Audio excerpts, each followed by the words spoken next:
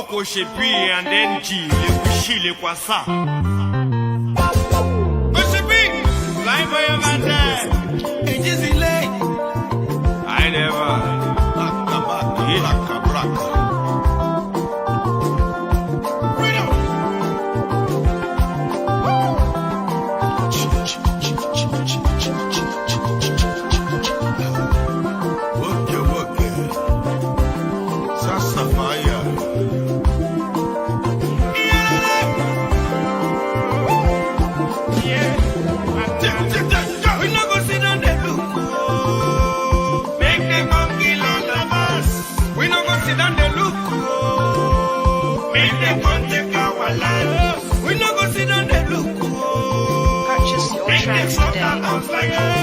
We not gonna sit down the look. Make them come for our girls. Everybody, we rise up. We no fighting, we just up. No be so. No be so. We gonna share every day. People just go. So family was wiped out by Fulanis. So Jackie boy used to call them terrorists. We touch them the Kanu, you go cause war. We touch it on the bobo, you go cause war. Makana Prugo no Nandika Wamunelua. And I will find for another. It's not the time we go change up for them. Change up for them, tell them we know this. When you go pull your book, they might not tire about your food. Igbo people have been marginalized. IPOB have been brutalized. We not go sit down there. Purchase your tracks today. Make them come kill all of us. We not go sit down there. Look. If they come take our life. We not go sit down there. Look. Make them stop the house like us. We not go sit down there. Look. Make them come rape all our girls. Purchase your tracks today.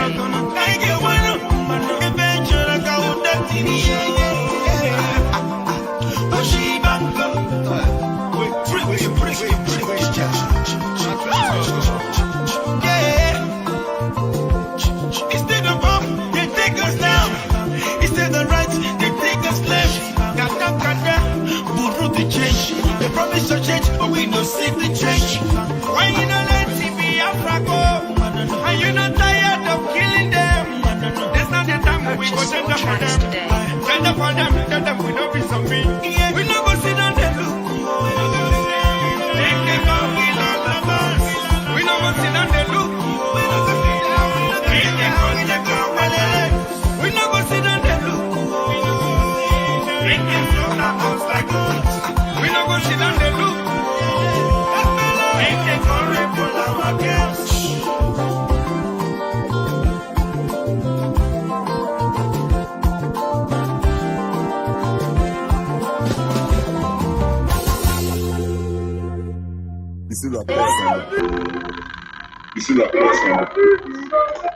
Hello, good evening, Biafra. Good evening, everybody. Good evening and welcome to this evening program.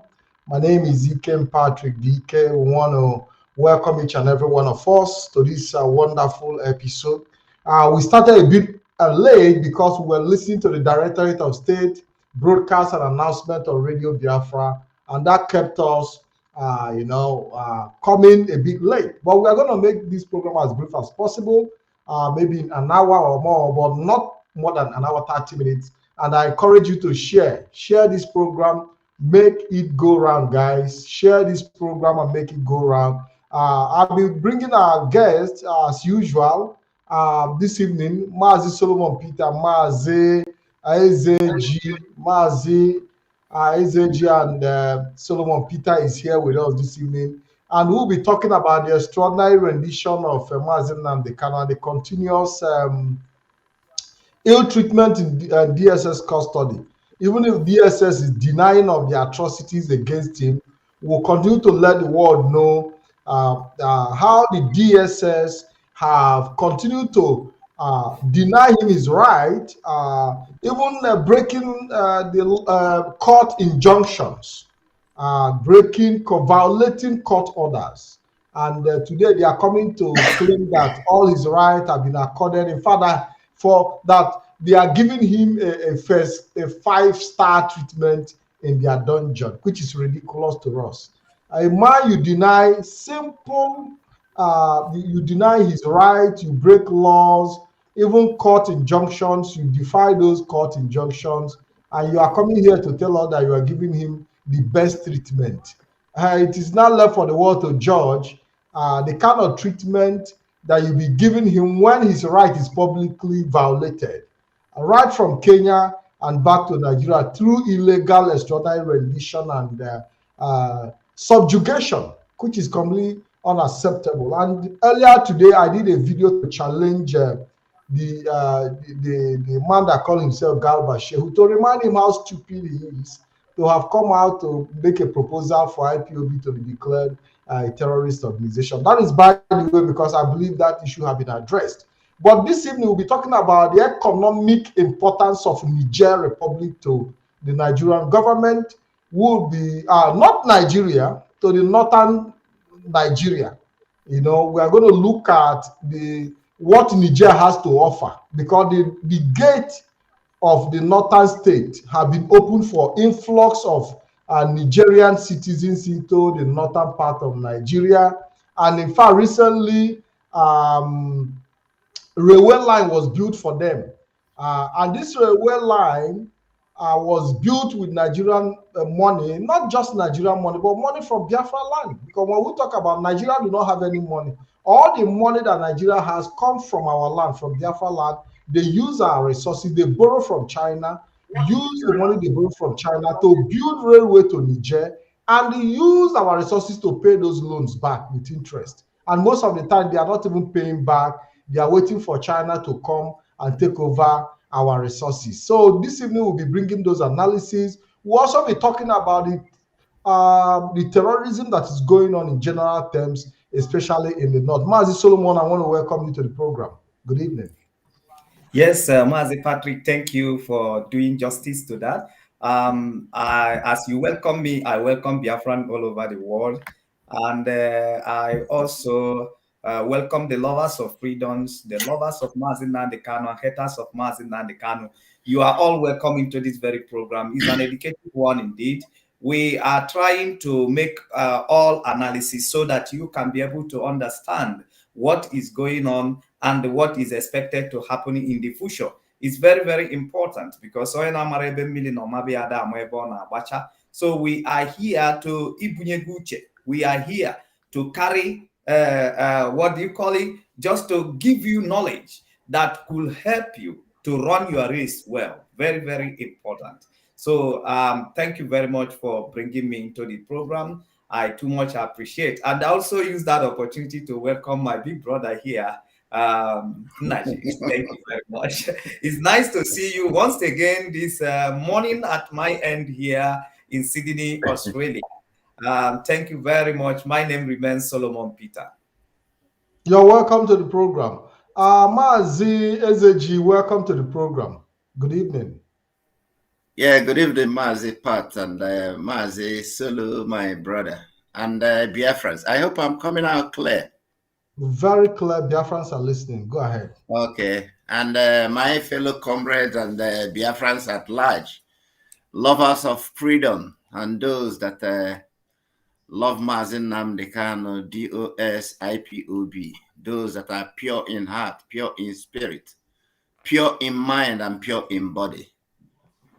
I welcome everybody. Thank you, Mazi. Thank you very much. This week, we told ourselves that we would be looking in general terms. And today is already Wednesday. And we promised you that we will be looking in general terms. Not Wednesday, it's Tuesday. Sorry, guys. We'll be looking in general terms. You are saying Wednesday. You are right, because I'm in Wednesday. No, for you, Mazi Solomon, for you, but for us, we are behind the race. We'll be looking in general terms the terrorism that is happening. In fact, the northern state is completely ravaged. The women are paying the biggest price of this atrocity. The atrocity that, in fact, was brought upon them. Let me play this clip, because we'll be talking about these things. Let's play this clip. and look at the hypocrisy. The hypocrisy.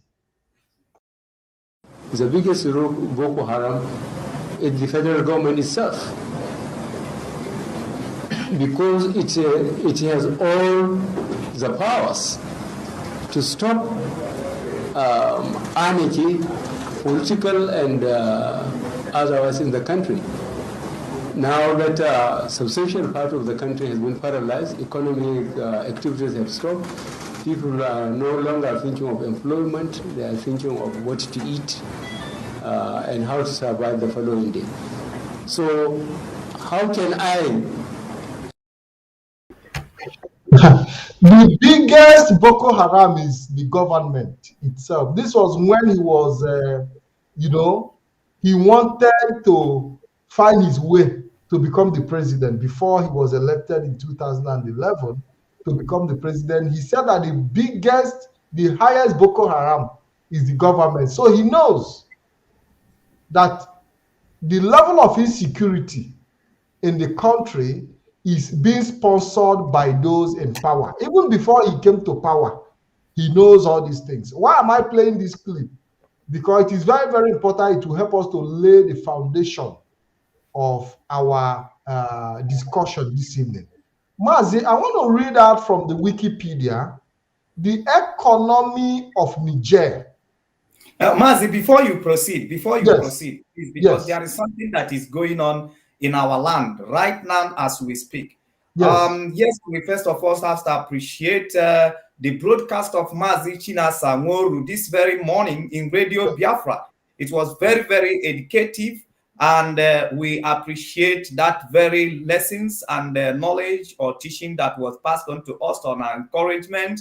And we must say that Mazi Chinasa must keep it on, and Mazi Chinasa Nworu must keep it on. We appreciate that. Now, Mazi, Patrick, there's something going on our land. You know, over there in the north, they are Boko Haram terrorists wearing what is it? Islamic traditional clothes and going without uniform. But in Biafran land, they are in uniform. They are in uniform. Boko Haram is in uniform in Biafran land. Right now, as we are talking in Imo State, at Ata, they said that soldiers are surrendered everywhere, going house to house, picking young men and young women at the age of 18, 20, 21. You know, the strength of the nation, the strength of the nation, the men energy that the states have. They are picking them one after the other. The same terrorist group that are operating in the north without uniform, they are the one operating in Biafran land in uniform, in army and the police uniform as we speak right now. Now, you can see that these people were needed in the north. They are needed in those areas that they have already created a problem, but they are not functioning in where they create problem. They descended to Biafran land, and they are doing mayhem to our people. War is going on as we speak right now. So we will bring this analysis down to you to understand the reason why the Boko Haram is wearing uniform in Biafran land, and why they are wearing uniform in Biafran land, lashing out mayhem to our people. Thank you, Mazi Patrick. It's good we bring to the notice of the Biafran that this is happening presently, and we are not jumping it. We are not overlooking it. We know exactly what is happening, but our analysis will help you to understand exactly why things has to be the way they are today, so that you can be able to articulate, you can be able to know the decision that you require to make at this point in time that we are. And another thing that I just have to say is that the struggle for Biafra has come to the point where we must do everything to support our own, even when it has cure leg. We must do everything to support GOS. We must do everything to support IPOP. They are even if it look like it has cure leg, we must stand together. We must be part of solution. We must be part of the repair. We must be part of the adjustment. We must be part of whatever good standard that we wanted to put in place. Because If that music, Mazi, I believe you don't have that music here. The one that normally that Biafra music that is Mbalaga, Onyega Panemboma Mbalaga, is Mbalaga. You that is running away, you that don't want to participate. When you run away, who is going to hold the gun? Who is going to carry out the action? Who is going to be in the war front? As you are trying to run away, you don't want to be involved, you don't want to associate, you don't want to bring out your resources and the skill. Who now are you expecting to be the one to do the job? Thank you, Mazi Patrick. Then on this, I will stop and then we continue our analysis. It's very, very good I bring to the notice of Biafran that we are not ignoring what is happening in our land, but there is reason why we are bringing up this analysis to our people so that they will understand where things are and where things we expected to be in the nearest future. Thank you. Mazi, is there anything you want to add to what Mazi Solomon have just said? Yeah, is in order. I just want to use the opportunity to thank Mazi Chinasa Nworu because today's broadcast, you remember the video I made some days ago, what we were asking and some of the concerns we raised, as a gatekeeper. Since then, I've had calls last night. If you look at me, I'm a bit very tired. I had some calls yesterday. American people and our time in UK is quite different. When we are going to bed, they are waking up. So I had a call with, and a gatekeeper. Let me use that word, a gatekeeper. He might be listening now.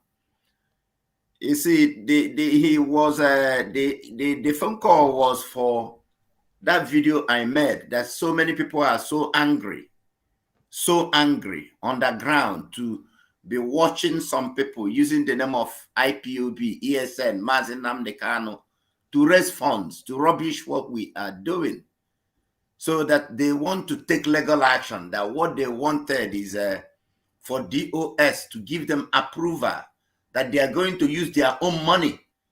The people I'm talking to, I was discussing with the level of people, their children are, top-notch lawyers in American courts, and they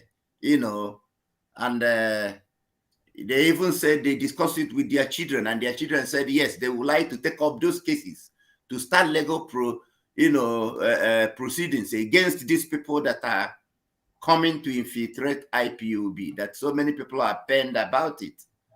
So I said, okay, that I'm going to, make some calls. Last night also, another one came from Scotland. I went to bed, I think around 3 a.m. in the morning.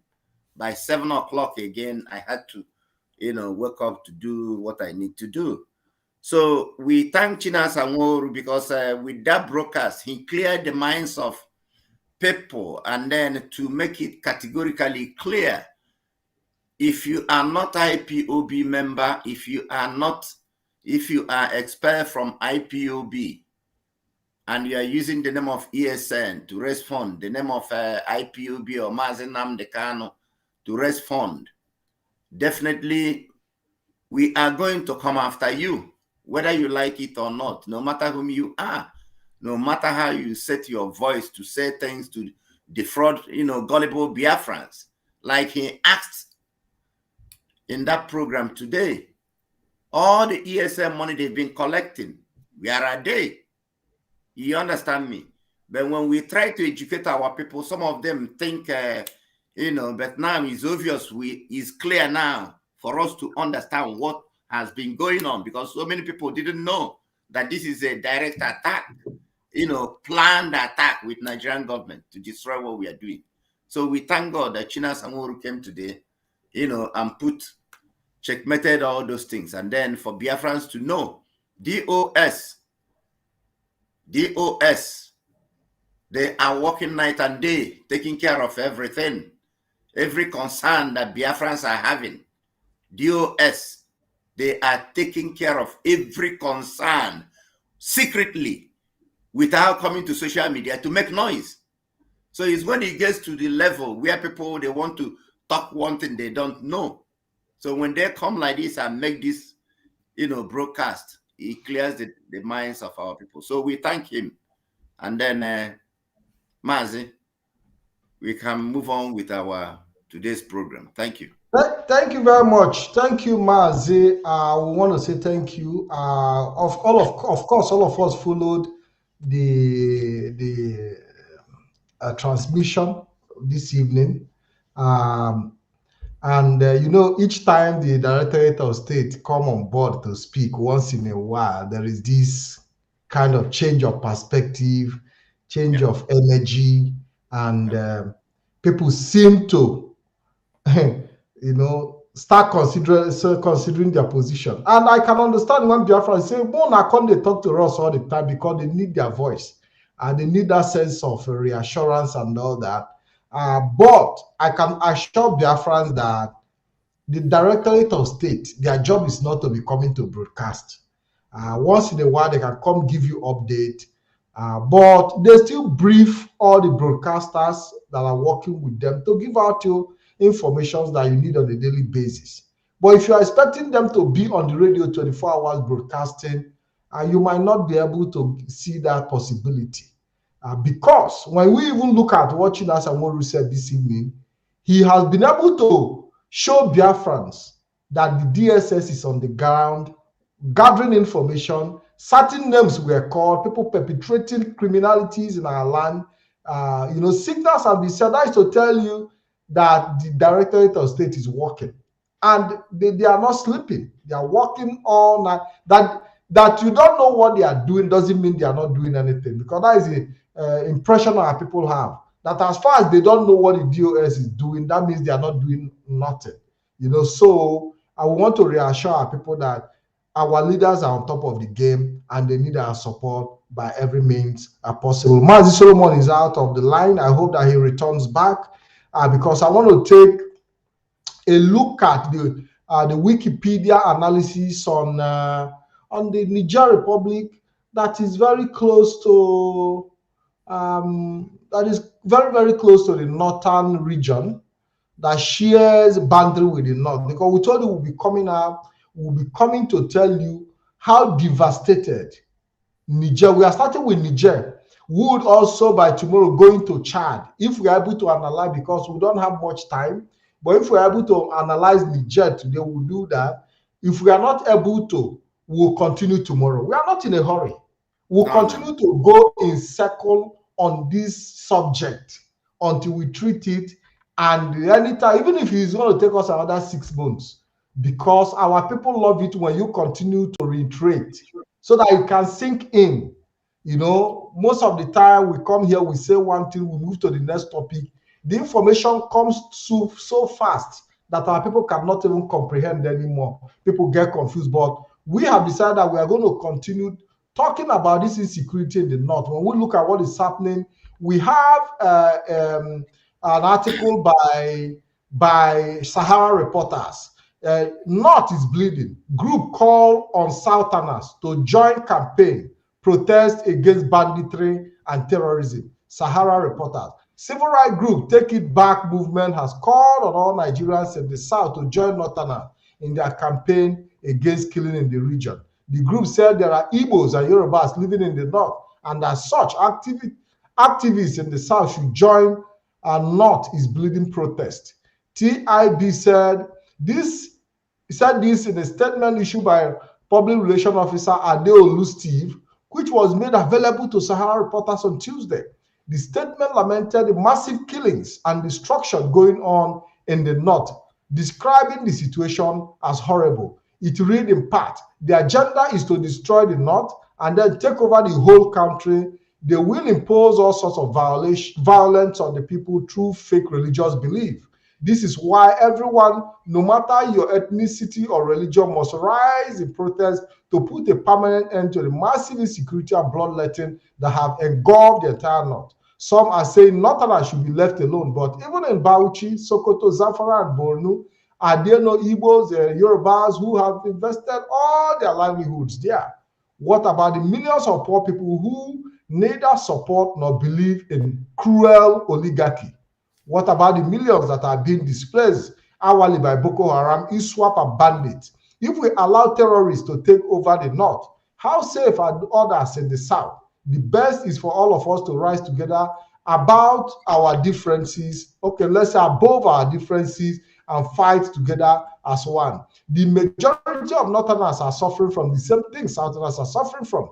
Nowhere is safe in Nigeria as it is. And there is no part of Nigeria that the government is responsible and not corrupt. So all of us must come together and fight to secure North. The group described North as a significant base of the economy, saying that that is why the terrorists are more brutal.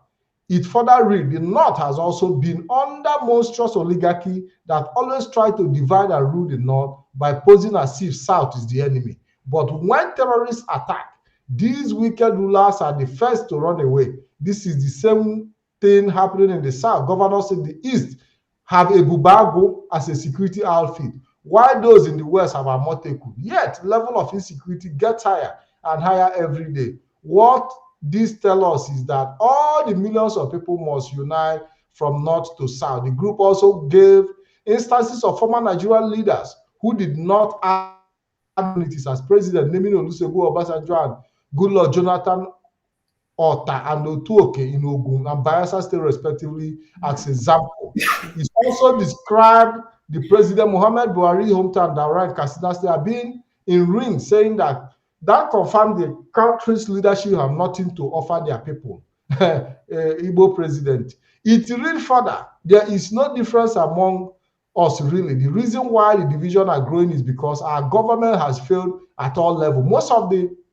Most of our rulers care about their pocket than anyone, even their village people. Olusegun Obasanjo was president for years. Ota, where he is resident, is a shambles with the worst roads. At Otuoke and Bayelsa, people are living in pain due to flooding and oil spillage. Yet, Goodluck Jonathan is from there. And as a corrupt, brutal, and nepotistic as President Buhari, his town, Daura, remains a village in the wretched shadow, while Katsina has 60% of the state in the hand of bandits and Boko Haram.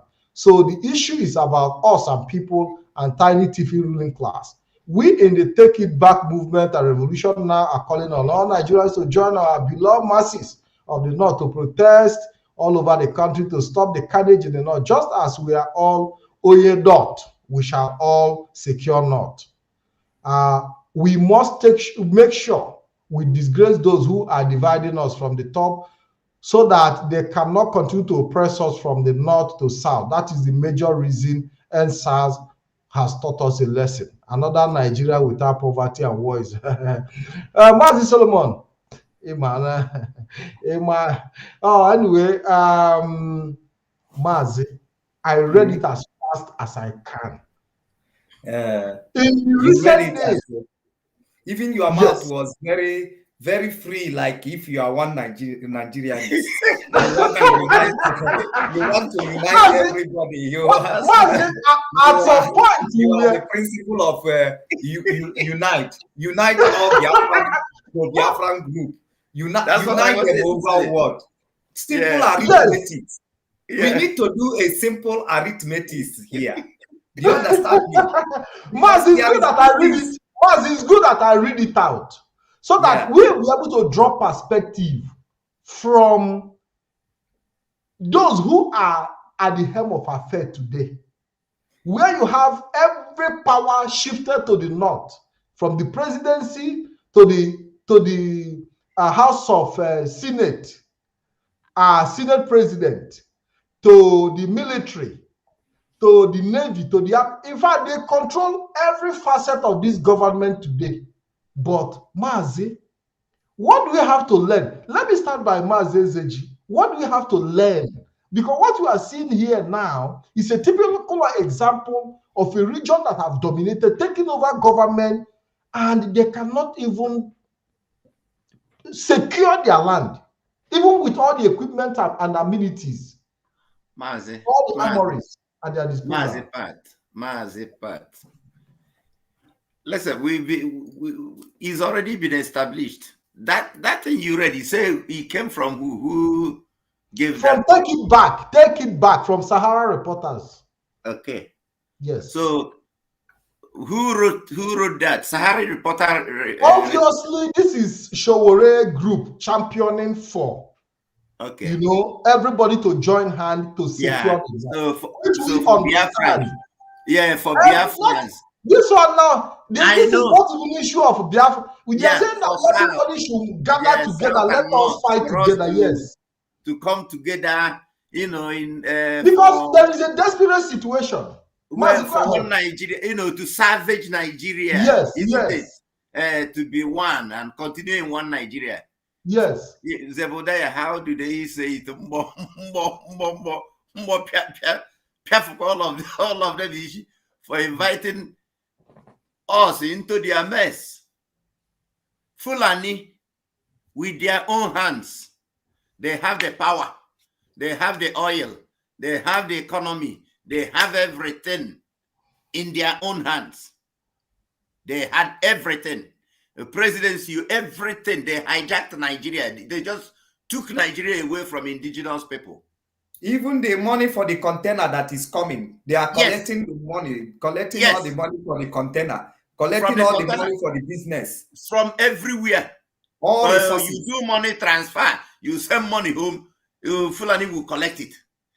From container, from every oil or name it, every economic activity in Nigeria. Revenue, everything. Revenue, they have it. The military, they have it. Air Force, every arms of government is in their hands. What have they done with it? What have they done? The only thing they've been able to achieve is what? Terrorism, destruction, death, pain, slavery, suffering in 21st century. Now, after they must have destroyed Nigeria by themselves, they are calling, the South and the North to amalgamate again, isn't it? Because that's what they are calling for. The North and the South, for us to come together to, to renew the slavery of 1914, to renew it again, for us to continue in the same one Nigeria, and they continue killing us. They must be mad, all of them. Anybody that is telling we Biafrans. That's why, you see, IPOB, if people of indigenous people in Nigeria, if they don't know, I've said it a couple of times, they should be grateful to Mazi Nnamdi Kanu and IPOB, the indigenous population in Nigeria. Because without Mazi Nnamdi Kanu, without IPOB, you see, our people from the southern part of Nigeria, by now, we would have all gone. Overrun, the same thing, the same way North is gone. That's what would have happened in the South. If not because of Mazi Nnamdi Kanu and IPOB. And he's paying the price today. He's still paying the price till today. He's still paying the price till today. So if Fulani, they are wise, the solution, whether anybody likes it or not, we can talk from now till eternity. Fulani can continue killing us from now till eternity. The whole world can continue doing as if they are keeping deaf ears. The only solution, you see, to the problems of Nigeria, to bring it to an end forever and ever, so that everybody will start living a meaningful life, is what? Referendum. And when that referendum happens, 1,000,000% Biafrans, we are out. Oduduwa is out. If the middle belt, they want to join the North, it's up to them.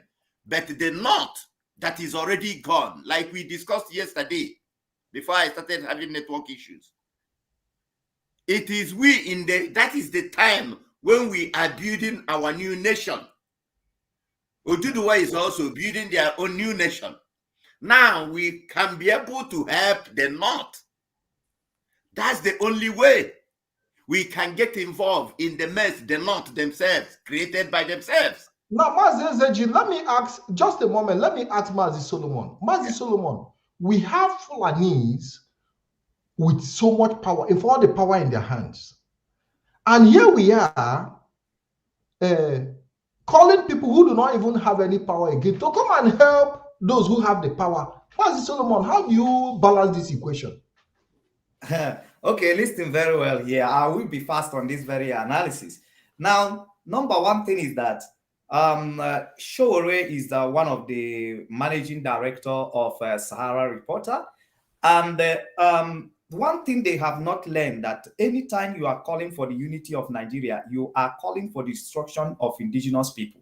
You are calling for the death of indigenous people.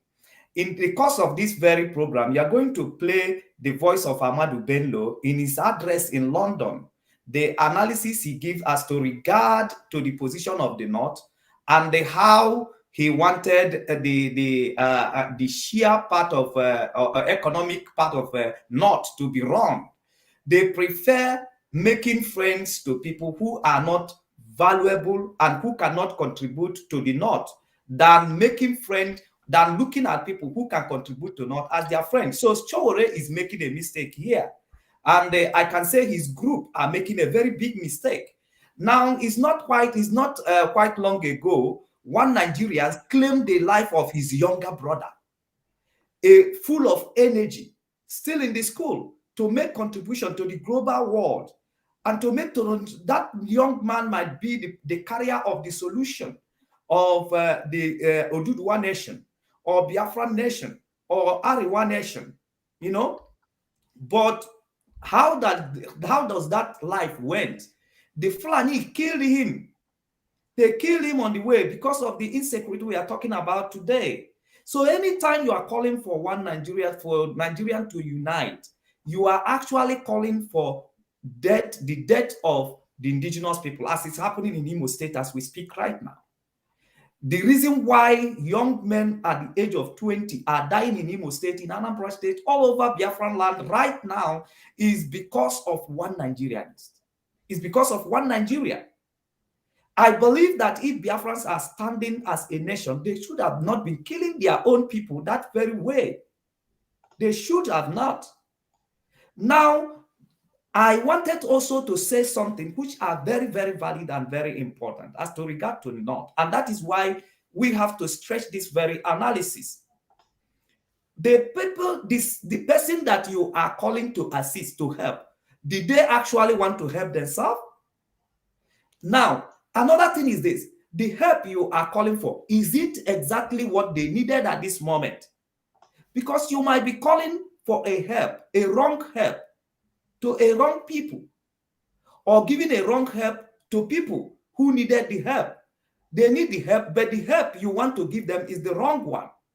Now, uniting Nigeria to help the Northerners, is that exactly the help that the North needed as to stop bleeding? The answer is no. So the people who are putting the comment here, they are not analyzing the situation very well. And that is why we are here to help them. Because yes, you must understand, why is this happening to the North? Where is the real starting point of that problem?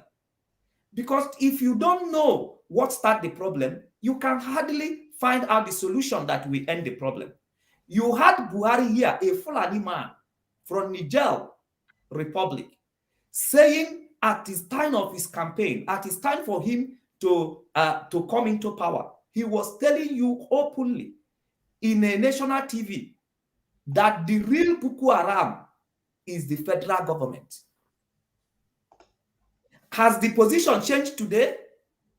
That is the question we should be putting to Buhari. Has the position changed today? Who are the real Boko Haram? The real Boko Haram is the Federal Republic of Nigeria. Buhari said it with his mouth. Mazi, if I'm lying, play the clip for them. So that, because I will put it's not from my mouth. This is before Buhari died. He says Mazi, that let us take the clip. The biggest Boko Haram is the federal government itself,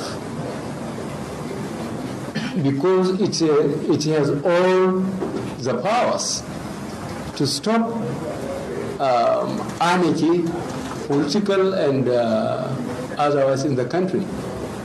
Now that a substantial part of the country has been paralyzed, economic activities have stopped, People are no longer thinking of employment, they are thinking of what to eat and how to survive the following day. So how can I? So Yes. you hear it from your mouth, from the horse's mouth. If I'm lying, he says the Boko Haram himself is the federal government. Why did the Buhari has to point finger to federal government? Most of you might not be sensitive to what he's saying or what he's doing there. But I want to draw your mind close to what Buhari was doing there. He said that federal government has all the power in their hands. They have all the power in their hands to end Boko Haram. They have all the power in their hand if it's not their business, if they are not the real federal government. Today, I want to ask you that are listening, have the power been moved out from the federal government? No, they have all the power. But that is not where I'm going. What Buhari is trying to point out there is to tell you that where the power is allocated, the people who has the power, they are the people who has business with Boko Haram. Simply means that the North has all the power now. Now, who is Boko Haram? The North. Who is generating Boko Haram? Who is actually helping and sponsoring Boko Haram? It's the North who has the power. They have all the power. The military is in their hands. Most of every governmental instrument is in their hands. So why did they need the South to stop Boko Haram? Why did they need Yorubas to stop Boko Haram? Why did they need the Biafrans to stop Boko Haram? They don't need them because they have all. Mazi, there is a video you requested. I want to bring that clips right away. One thing I've noticed, Premier, while I've been here, is that Northerners seem to have, I might almost call it, obsession about the Igbos. Could you perhaps explain that to me? Well, the Igbos are more or less the type of people whose desire is mainly to dominate everybody. If they go to a village, to a town, they want to monopolize everything in that area. If you put them in a labor camp as a laborer, within a year they will try to emerge as headman of that camp, and so on. Well, in the past, our people were not alive to their responsibilities, because you can see from our northernization policy that in 1952, when I came here, there weren't 10 northerners in our civil service here. Then I tried to have it northernized, and now all important posts are being held by northerners. Is this policy of filling all key posts in the north solely with northerners and not with other Nigerians a temporary or a permanent one? In actual fact, what it is a northerner first. If you can't get a northerner, then we take an expatriate like yourself on contract. If we can't, then we can employ another Nigerian, but on contract too. This is going to be permanent, I should say, as far as I can foresee, because it will be rather dangerous to see the number of boys who are now turning from all our learning institutions coming out with having no work to do. I'm sure whichever government of the day might be, it will feel rather embarrassed, and it might even lead to bloodshed. Doesn't this damage the idea, sir, of all people in all regions in Nigeria being fellow citizens of one country? Well, it might, but you are, I mean, new to our region, but how many northerners are employed in the east or in the west? The answer is no. And if there are, there may be 10 laborers employed only in the two regions. Yes, so please turn down the volume of your set. It is important that we bring the foundation, the bedrock in which the foundation of Nigeria was laid. Because you cannot just come out and say, hey, let's, like the article that I read earlier. I don't think that people like Showore are really informed about this campaign that Ahmadu Bello laid at the foundation of the creation of Nigeria. These are people who understand what it means to be a Nigerian. And he's not hiding his feelings to tell you that Nigeria is all about you and your people. Now, how do we reconcile the position of Ahmadu Bello and the position of people who want to go and save people who do not even see them as a part of because the Lord do not see us as part of them. So how do you save them? Even in their religion, if you're not part of their religion, you are seen as an infidel. So how do you, an infidel, go and save a believer in a situation like this? Mazi. Well, but you see, the clip you just played was the foundation they laid for Nigeria. Mind you, the British laid the first force foundation in 1914 when they amalgamated the North and the South. Before that amalgamation, the North, they were doing well. The South, everybody were doing well. There was no killing, no, fighting and squabble and another one dominating each other. Now, through that 1914 till this 1952, that video, I think, was made in 1952. That's when he made that comment. It was the time they solidified their, their evil agenda of conquest in Nigeria. This particular Ahmadu Bello now that made this statement, he's gone so many, years ago. But yet, that ideology, that evil seed, continues to resonate. Continue to resonate. That is what has brought Nigeria to where it is today. That particular evil seed, you saw him, he sowed out of what? Hatred for the Igbos. The hatred, you see how the British man asked him, this your obsession about the Igbos. Because they can see, the British, they understood that the Fulanese hated the Igbos with passion. And what is it have we done to make them hate us? We don't want to delve into the biblical part of it, what happened in the house of Abraham and the rest. We don't want to go there. Let us continue with our own experience in this life today. In the 21st century. Yes, in the 21st century. That same evil seed now is what has germinated, over the years. They kept on, tending it, patching it, maintaining it, continue killing Biafrans, continue killing indigenous people because they want to dominate. They want to take over everything. They want to do this. Now, at the end of it, they have taken over everything.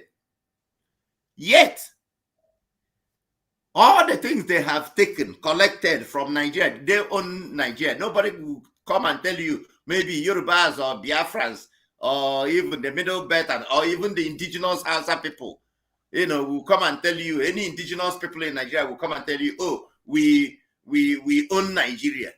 You must be a fool to say that. The people who owns Nigeria are the Fulanese. They are the ones who own Nigeria. And they are the ones that have been killing the indigenous population, to bring their own people across the Sahel, the whole of Africa, Mauritania, Chad, Niger, the whole place to come and take over the lands of our ancestral land.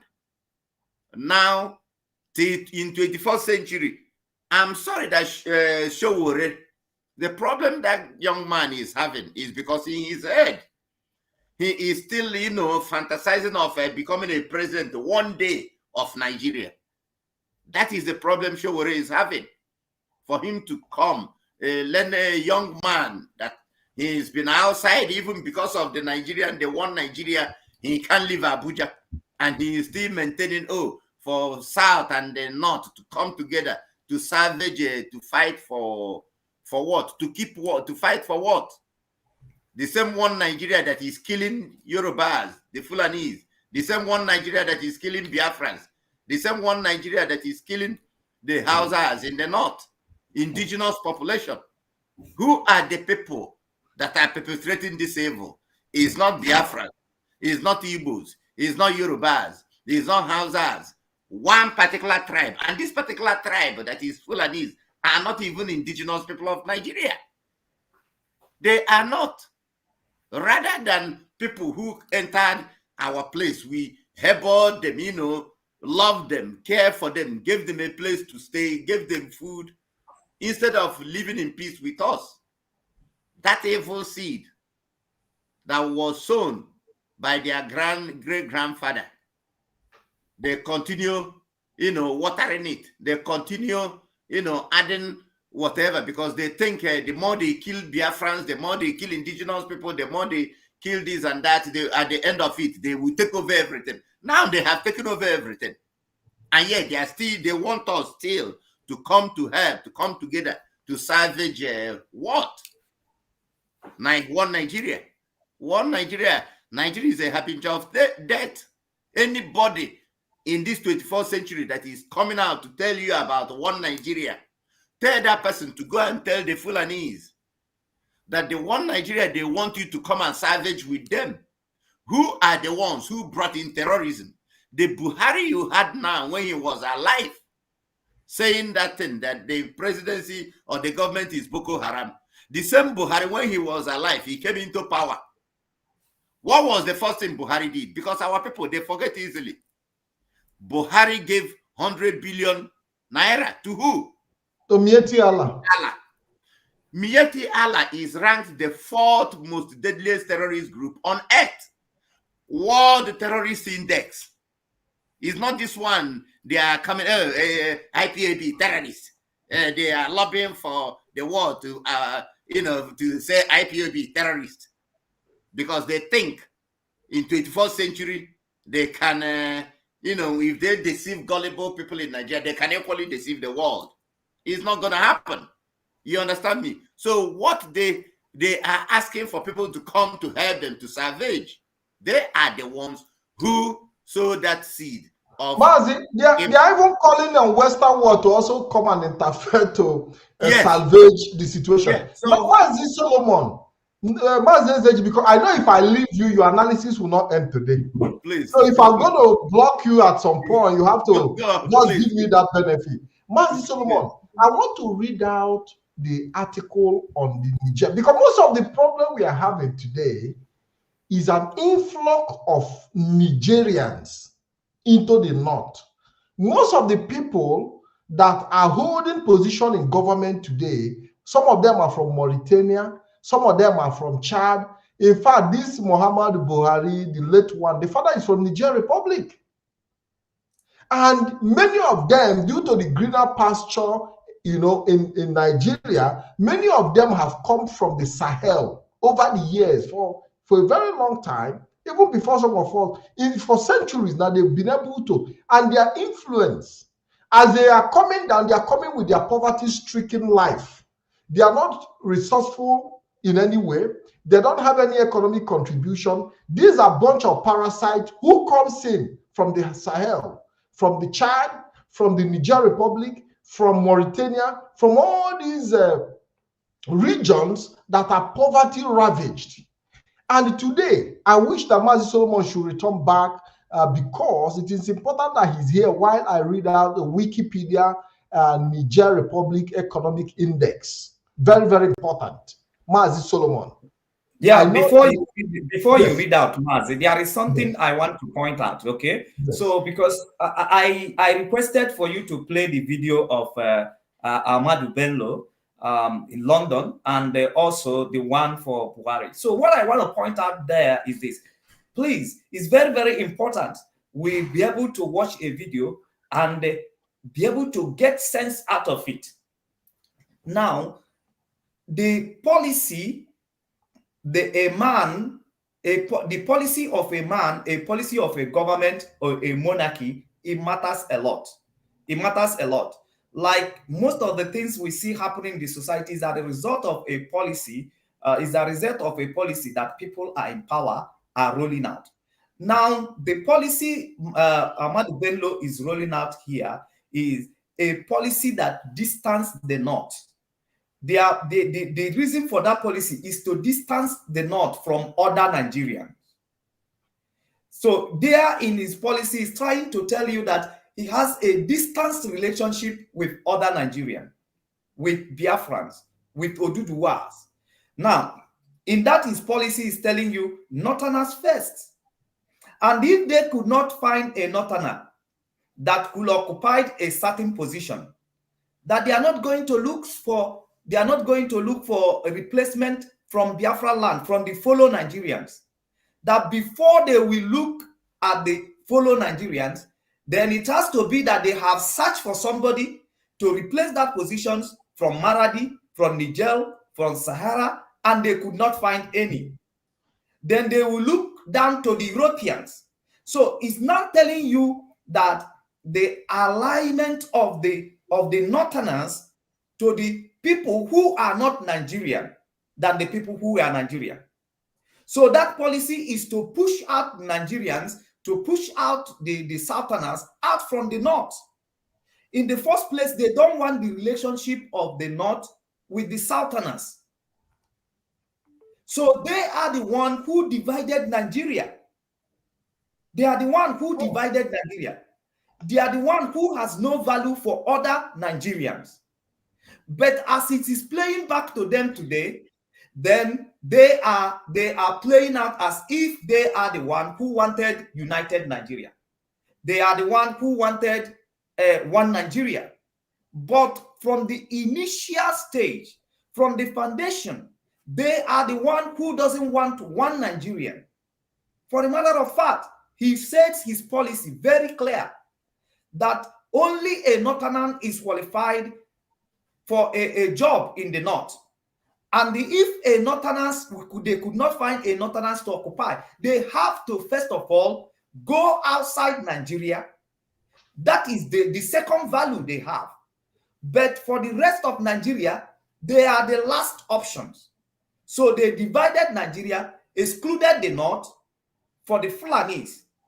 And that is what will bring us into the analysis that you wanted to read out for the people that the North from the initial stage lining up with, because at the end, I'm going to tell you why they want to do that. Because they want to preserve a North. They don't want to see the South as an equal party in Nigeria project. So their target is conquest of the South. So for you to be able to, at that point, to start looking at the South as a Nigerian, that if a Northerner cannot occupy position, we will just look for another Nigerian that will occupy that position. Then if they say that means they are looking at other Nigerians as an equal party in that project. But they wanted to tell you, because so many people are saying today, why our Igwe is second hand, third hand, fourth hand. So you will hear it from that Ahmadu Bello speech, that you as a Nigerian, you are not being viewed or seen as an equal party in Nigerian project. They prefer people from Maradi, people from Niger, people from Chad. Mazi, can you tell us, because we need to do that analysis and we continue when we come.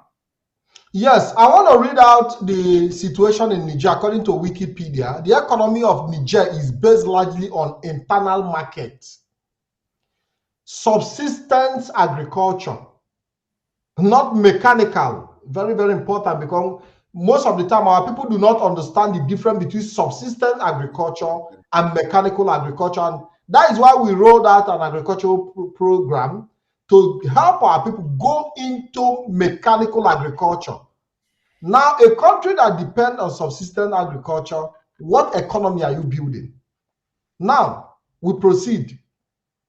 And the export for raw commodities, foodstuff for neighbors, and raw materials for world market.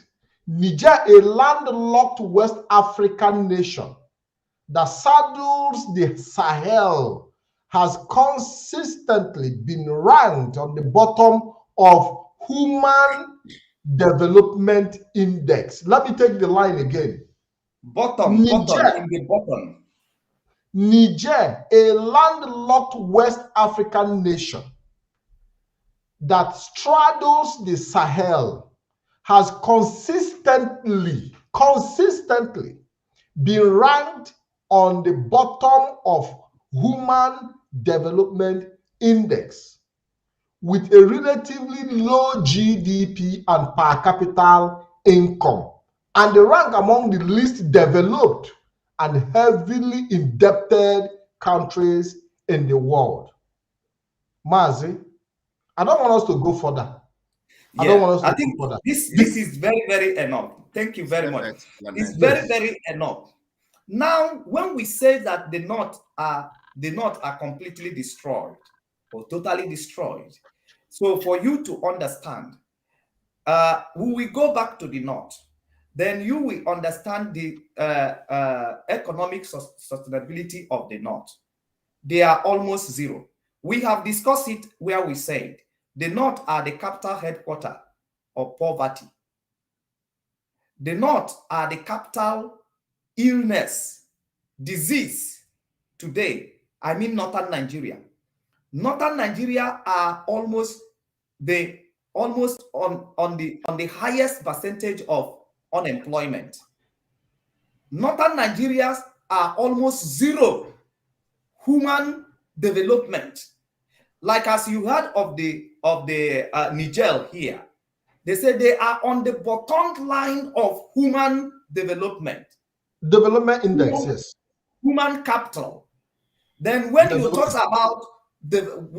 about human development, we are talking about doctors, people who can physicians. Skills. Mazi, skills generally. Just use the word skills. Okay, yes. Skills generally. They are on the bottom line. So now you will now begin to think people who lived in those areas, now economically, they are the most debted country in the world. The most debted country in the world. So when you now think of poverty, when you now think of stinking poverty, now you will know what we meant when we said by tomorrow as we talk, we'll come to Chad. Yes. We are talking about Niger today. Niger, yes. So now, and this Niger, they are landlocked. Again, there are less resources. Now in Niger, there is no mechanical farming, mechanized farming. There is no mechanized farming. They are farming like our forefathers, whole and the like row, shovel, and the cutlass. With human power. That is how they generate the things that they use for the exchange of money for the boosting of their economy. For you to understand how wretched these people are. And these are the people that Ahmadu Bello in his policy now line up the North with. As poor as the North are, that could not help themselves, they came to Nigeria with all the resources to build a border that could have protected the North, meaning that their resources are limited. They refused to build a border against the most poorest country in the world in per human capital and the resources. They left the border of the North, who are very poor, wretched. There is no amount of oil that is being lifted from the South that can be able to create wealth, sustainable wealth to the North without human skill. You saw Ahmadu Bello complaining openly there. We are not the ones saying it. Ahmadu Bello complaining that when he came, there was no skill in the North. That even when you look for people to occupy the office to employ, you can't find anyone. Not even bricklayers, not even block molders. Yes. Now, for you to see, and all these people also operating a system and the religion that did not allow even their women to be resourceful. Some of them will keep 4 women, 5 women at home. With that poor state of their life, they will keep women and the children at home without allowing them to be resourceful. So you see the level of their poverty. Now there's no amount of oil you lift from the south or the resources you lift from the south that can create a sustainable economy in the north, because they are not part of it. There is no recycling. They are only a consumer. So any money you lift from the south, once you take it to the north, they will just consume the money. There is no recycling. They will consume it and they remain poor. So there is no human resources to reproduce in the north. Then they went and lined themselves up with the worst people, with the worst economy in the world. So now these things continue to the point where they are right now, that people in those areas are lavishing in poverty, in inhuman development. Then most of people in those areas are living a life as less than animal. I mean, less than animal. When it comes to brain development, when it comes to human development, most of them are living less than animal in that very area.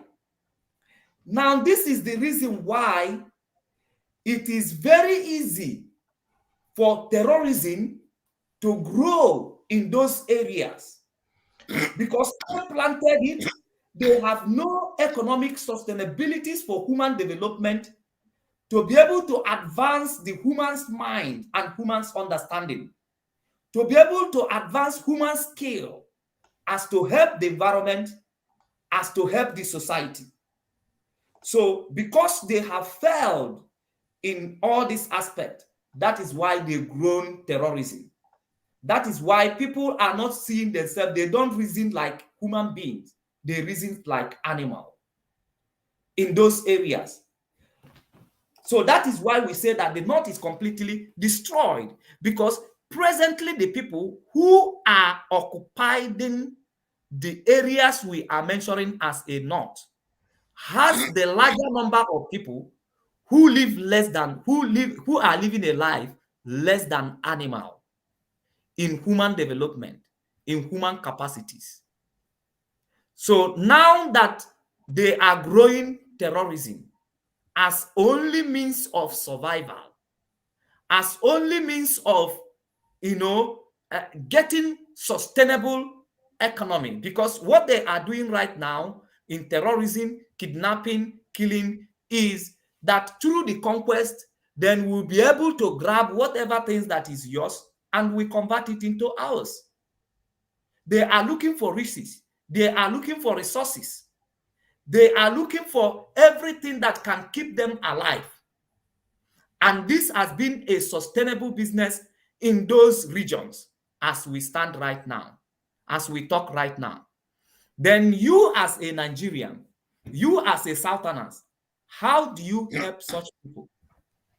Looking at the situation of Nigeria, that the only people that can help the Northerners as it stands right now to build a viable economy and be able to recreate and be able to create an environment that will empower human development, that will give human development to the people in those areas and build skill that will finally liberate the North. Because the problem the North are into is not the killing that is going on in the North. But the problem they are in right now is inhuman development that has occupied that very region. That help terrorism to grow, that help banditing to grow. So now the point is this: the only people that could help the Northerners now to be able to create a viable economy, to be able to build boundaries, to be able to build the borders and to secure the North are Nigerians. But right now, as we speak, Nigeria economy is collapsing every day. Now, why is Nigeria economy is collapsing? It's because this issue of the North has been there over the years. As Nigeria as a nation are trying to save the North, to help the North, then it drained their economy. It drained their economy because Nigeria have not taken time to build a stronger economy that could be able to pull out the Northerners from the mess that Ahmadu Bello and Usman Danfodio has brought them. Because they have not made time to create a strong economy that will carry the rest of the nation and be able to help the North. And because of the long time compromise in the North, Nigeria was not able to help the North as it stands right now. Mazi, So Mazi, you have done a very good analysis, a very good job. But I want to go to Mazi Ezeji. We saw recently that a railway line was built from Kanu to Maradi, and this is the money that was borrowed from China. Yeah. Money that was borrowed from China. And they use it to build a railway line. Yeah. And the building of that railway line is something our people have not been able to come to terms with, because we Biafrans do not even understand that the same policy of what's the name of the man who played this video? Ahmadu Bello also played out in that building of railway. When now it have transcended to infrastructural development. Yeah. So the Fulanis prefer that before they come to say they want to build anything reasonable for you, they are looking at their brothers in Niger Republic to give them the infrastructure. Just like Ahmadu Bello said, instead of us to employ Igbos, we better look for foreigners. Now, instead of them to give you railway, they better build it abroad in their neighboring Niger. How do we start looking at this concept? Because our people are not paying attention. The concept you are talking about, is it the concept of economic development, or that is what I'm saying, or human development? Because no, we are talking about now. Ahmadu Bello said that instead of them to give job to Igbos, they prefer to give it to outsiders. Now, the policy of infrastructural development have also transcended to that point, from my own point of view, which is very practical, that instead of them to give us a railway line, they prefer to give it to Niger Republic. That same evil seed. They might, let me tell you, to be honest, I keep saying we can talk from now till eternity about these people, Fulani. The point you have to ask yourself is that Fulani, don't they have the people they call their own elite? That Ahmadu Bello you saw, you played his video, he's a Fulani elite, mind you. But do you see his mindset? You see his mindset. That same mindset is what has repeated in Buhari today. The one that they elected the Buhari when he was alive. The same mindset. No matter whatever you do for Fulani, for them to, change their mindset or change their culture or change their way of thinking or understanding this life, they will never change. Why they will never change is because it's in their DNA. It's in the DNA of the Fulani as a tribe in the whole of Africa. Anything Fulani in the whole of Africa. Anywhere you found them, they don't build nothing. They are marauders. They don't know about civilization. You tell them to go to school, they hate you. You tell them to live a better life, they hate you. So why not ask yourself, why do they hate the Igbos? Hate us so much? Because we are people who are, when it comes to human development, when it comes to being industrious, when it comes to check in every human development, we are number one. Number one. So for them, instead of you know, being friendly with us, for us to be able to rob at least start learning the skill that they don't have. Yes, start learning from us, or for us to rob the blessing on us, on them. They say, no, let us keep killing these people. Now, to kill us, the more they kill, the more they kill, the more they kill. Till today, we are still here. Now it has gotten to the level whereby I said self-destruction, the worst thing that can happen to a person or a race or a people is self-destruction. When you yourself, whatever you needed, is it money? Fulani, they have access to all the money that Nigeria, the revenues, everything about Nigeria. You are talking of railway to Niger Republic. What can railway do? The same railway now, they are bombing the railway. And who are the ones bombing the rail line? The same Fulani. So how can you, when you check all these things, you go up, you go down, you go up, you go down. How are we going to help these people? How is these people? You are going to look at Jonathan. Jonathan was there. He went and built how many Almajiri schools for them in the north, for them to start being enlightened, for them to go to school. They hated Jonathan for doing that. So these are the people. You still want the South for us to come and be helping them. We will keep fighting. To put our lives on the line to go and save the people that are killing us. No, watch it too. The people that have sworn, and is in their DNA, all of them from A to. There is not even the one in the government. As we speak now, the military in Biafra land, who are those military in uniform? The same Fulani terrorists. The ones that we are chased away from our bushes. What did the government of the day do? They carried the uniform and tell you, oh, repentant Boko Haram. They will absorb them in the army, absorb them in DSS, absorb them in the police, and send them to Biafra land.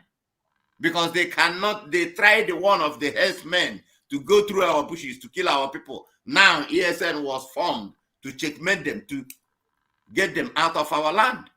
So what did the government of the day do? They changed their own strategy. Okay, this their ESN that is protecting their land. Let us use the arms of the government. They will tell you, oh, politics is politics. They call it, isn't it? Carry uniform, give terrorists. And we all saw them. It's not that this is happening. Nigerian newspapers, television stations, they keep, broadcasting it. We saw them batch by batch. Repentant Boko Haram, they will bring them in and give them uniform, send them to Biafra land to kill our people, to continue killing our people. Those are the ones now burning houses. Those are the ones killing people in Owerri, our mom everywhere.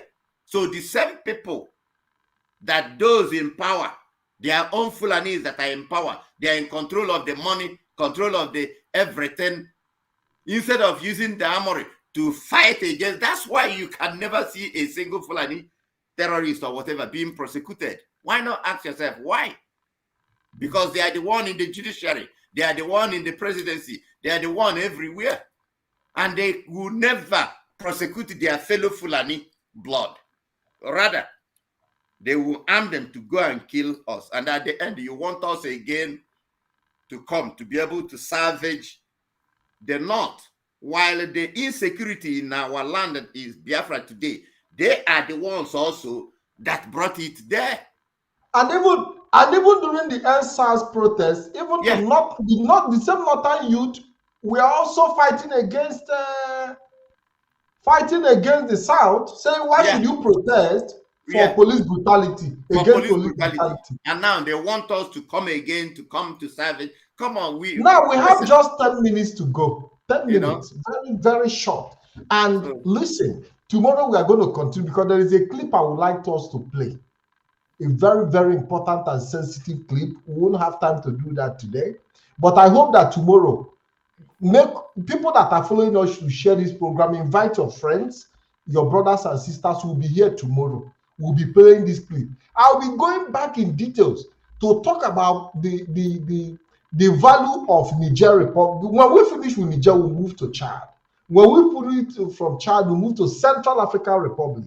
We are going to move to Mauritania. We are going to touch all these Sahel based countries. Because when Mazi Nnamdi Kanu was talking about Sahel, our people do not understand.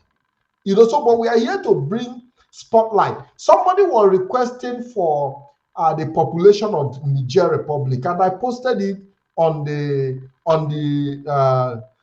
news desk here, so you can see the population of Niger Republic, and it is about 25 million, 25 point something million.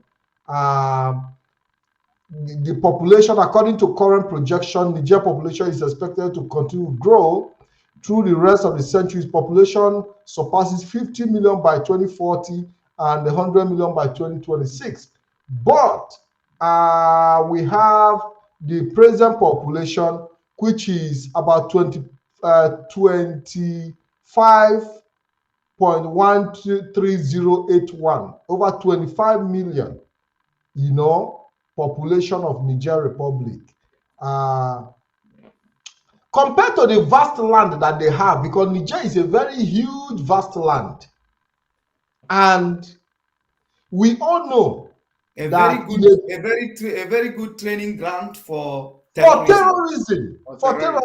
Yeah. Now, we all know, Mazi, there is a point we are going to draw from here, that people who live in desert do not have lesser population than people who live in rainforest.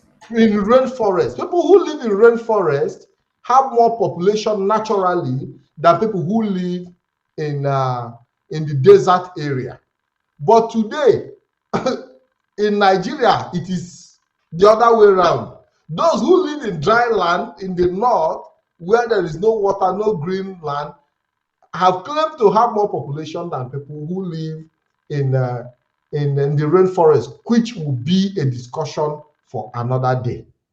Now, Mazi, we have just 8 minutes to go, and I want us to round up this program as fast as we can. Then by tomorrow, we'll be coming back to continue on this topic. We want to dwell on this discussion for a very, very long time, so that our people will understand that there is a transition of crisis which we never saw coming, but Mazi Nnamdi Kanu saw it coming. Most of us didn't pay attention. We weren't paying attention. But we're going to touch all these issues so that we will see how not have used us, and they still intend to keep using us, because today they are now telling us to come and put our life on the line to help them fight Boko Haram. Ain't gonna happen. The Boko Haram that they created. Because now, Shawore is telling everybody to rise up. What kind of uprising do you want to carry out against Boko Haram? If you are not going to arm yourself to go and confront them in Sambisa forest, are you going to rise up by protest? What are the strategies? Mazi Solomon, I don't know if I'm communicating. You are communicating, but the point there, Mazi Part, the point there is that why we are bringing up all these borders around the north is not to mock them or to let the world knows how wretched or poor they are. But we want to point out for you how they have succeeded in drilling the northerners. And secondly, how they were not able to help the situation of the north. Instead, their own situation helped to escalate the problem in the north. As we talk about which is also affecting the south, which is affecting now that is where we are going. That is where we are going, because the same way that this amount of land allocated to Niger, with the level of poverty that is there, that is drilling the north, the same way also the north, with the mass land that is allocated to them, and the lack of human development that is buried in the north, is also drilling the south right now. The economy of the south stopped growing at the time when Nigerians were amalgamated. The moment they amalgamated the north with the south, then there is stop to the economic growth of the south. There is stop to the economic of Oduduwa. There is stop to the economic of Biafra. And therefore, these are the nations who are in position today to elevate the North, to help the North, because the only thing that will help the North now is not gun and bullet. They need a strong economy that can provide relief, constant relief to the North, that will boost economic viabilities to the North. So if they have such a strong nation, if they will allow Biafran to go, Biafran will be able to build a very strong economy. A very strong economy that will be because today, as it stands, Maradi, Niger could not help the Northerners. They have no economic power. Instead, their situation is making the circumstances or the situation of the Mazi, I know this your analysis. I know. I don't want us to take it to the end. It will come later. We still have a long haul of discussion, and we have just 5 minutes to go. Yes, we have a John, reserve that energy. We'll come there. We are on a marathon race. If you are blues or Baba or Sokopu, we can be free na so I want you to reserve that energy for the final whistle. Mazi, you give us your last listing for today. Like you have just 1 minute. I always said, for us, the only solution for the problem of North is for them to allow Biafra to go quietly, even with apology. You understand me? Let them release our leader to start with. After releasing our leader, let them give a date for referendum. Then the earlier they do it, the better for the North. Because if they think with guns and bullets or killing or intimidation that they will stop us from leaving Nigeria, they are wasting their time. We are going to leave. The earlier they do it in a very peaceful manner, the better for them, because the North is already gone. They know that it's gone. Number one, the international community is not going to come to help them. They know that for sure. Number two, they have used the name of Nigeria to borrow money. When they borrow the money, they put it in terrorism. When they borrow money, they put it in terrorism. The oil also, they are collecting the revenue. They are putting it in terrorism. Now the terrorism over that 100 billion Buhari gave to Miyetti, why not think, what of that 100 billion? They use it to invest in human development, investment in the North, to help the North. No, they could not do that. Rather, they channel that money into what? Terrorism. Even in basic skill acquisition. Yeah. So they are reaping. Mazi, reserve it. Your 1 minute is over. Mazi Solomon, we have just 2 minutes, but you are going to take 1 minute to round it up, because we have just time. Thank you so much. Thank you very much for the program has been going successfully. We will keep discussing this, and the reason why we are discussing it is because we want to analyze the situation of the North, so that you will be able to understand what could help the North at this very point in time. And we want the North to understand that Buhari and his government and DSS holding Mazi Nnamdi Kanu, Mazi Nnamdi Kanu is the wrong place, is to keep in their prison. This is the situation of the North. These are the mass movement that they are experiencing in the North. Insecurity. Look at how it has made women and men and children, disabled people, vulnerable. So these are just the problem. So we want all Nigerians to understand that Mazi Nnamdi Kanu that is in DSS dungeon is the wrong person to be there. Is the wrong person for Nigerian, is the wrong person to be punished as they are punishing him, is the wrong person to be stabbed, is the wrong person to be denied his human right. That is why we are analyzing the North. That is why we wanted to know the North need to understand their problem. That their problem is not Biafra. Their problem is not Mazi Nnamdi Kanu. So is the wrong person they are holding It's the wrong person that they are trying. It's the wrong person. It's the wrong person that they are maltreating.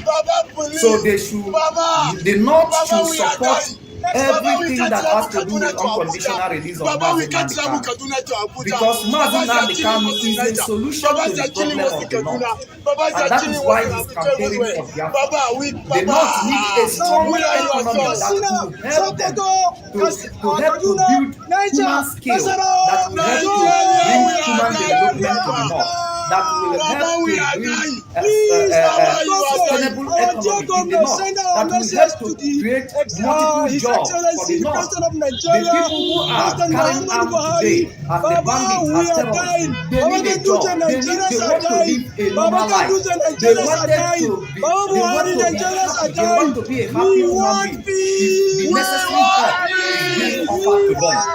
You know, if they have a strong economy that can be able to support them, then the North can be turned to a paradise. If they have a strong nation that can liberate them from the hands of the Fulanis, then the North will be a very good place for habitants. Look at Dubai. Dubai is as dry as the way that the North were. But the people of substance, they come together through human development.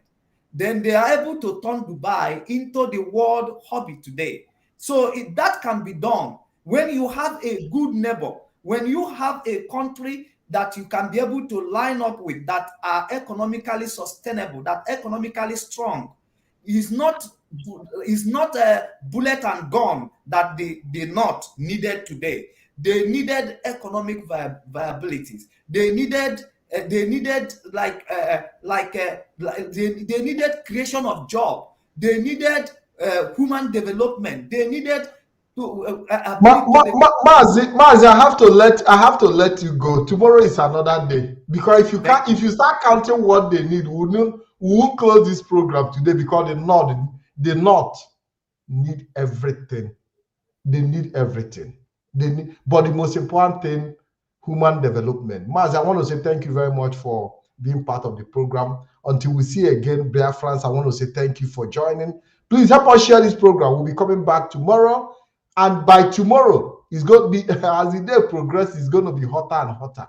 Because every day the news about the devastation in the North is circulating. I will continue to bring those live videos in this program, play them and analyze them, and deal with statistics in current time. Statistics, real statistics, based on facts and figures. Until we meet again, my name remains Mazi Ikem Patrick DK. Mazi Patrick, just a word before you close. Just a word before you close. Now, every hope and expectation from the Western world is going to fail the North, and is going to fail the entire Nigeria. Now, the Western people, we are going to analyze. They have a very lucrative business in dealing with arms. So the crisis in the North is benefiting them because they are selling their arms. They are arming them, and they are making huge amount of profit from it. So the only people who can solve your problem, then the problem of the North, is Mazi Nnamdi Kanu that you are holding in DSS dungeon. Unconditional release for Mazi Nnamdi Kanu, so that we can start from there to solve the problem that is facing the North, that is causing the North to be bleeding today. And that solution is what the Biafrans are demanding, referendum. My name is Solomon. Thank you very much. Thank you very much, Mazi Solomon. Thank you and God bless you. Have a wonderful night. Obodo kenenu Kanu, Nnamdi Kanu, Nnamdi Kanu, Amadike. Kanyi kenebenu Kanu, Nnamdi Kanu, Nnamdi Kanu, Amadike. Amadike Biafra, Nnamdi Kanu, Nnamdi Kanu, Amadike.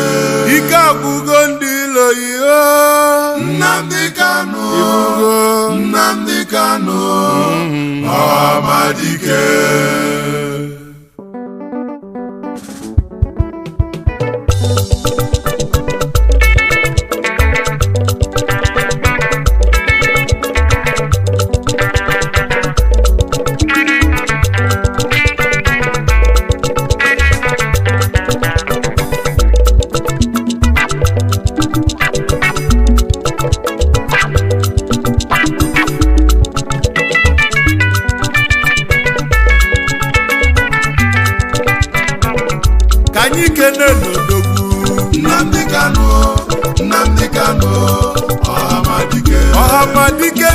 Biafra.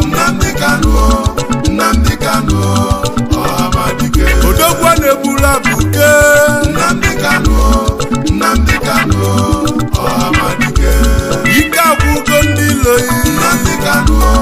Nnamdi Kanu, Ọhamadike. Ndị loyi na-achọzi udo.